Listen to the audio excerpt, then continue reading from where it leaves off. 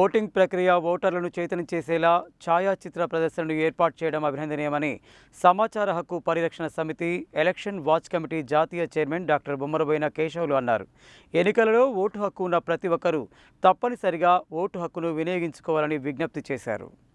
Central bureau of communication ఆధ్వర్యంలో నల్గొండలోని ప్రభుత్వ మహిళా డిగ్రీ కళాశాలలో ఓటరు చైతన్యంపై ఏర్పాటు చేసిన ఫోటో ప్రదర్శనను సమాచార హక్కు పరిరక్షణ సమితి ఎలక్షన్ వాచ్ కమిటీ జాతీయ చైర్మన్ డాక్టర్ బొమ్మరబోయిన కేశవులు పరిశీలించారు.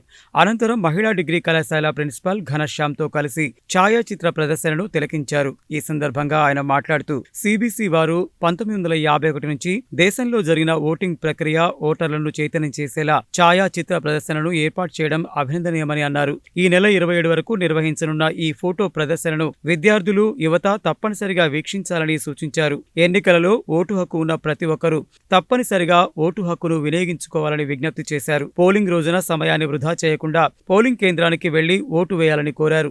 ఈ కార్యక్రమంలో సిబిసి జిల్లా క్షేత్ర ప్రచార అధికారి కోటేశ్వరరావు, మహిళా డిగ్రీ కళాశాల ప్రిన్సిపల్ డాక్టర్ ఘనశ్యామ్, ప్రభుత్వ మహిళా డిగ్రీ కళాశాల vice principal Bhaskar Reddy, librarian Rajaram, SHPS నాయకులు అజ్మత్, రాజేందర్, అధ్యాపకులు, విద్యార్థిని విద్యార్థులు తదితరులు పాల్గొన్నారు.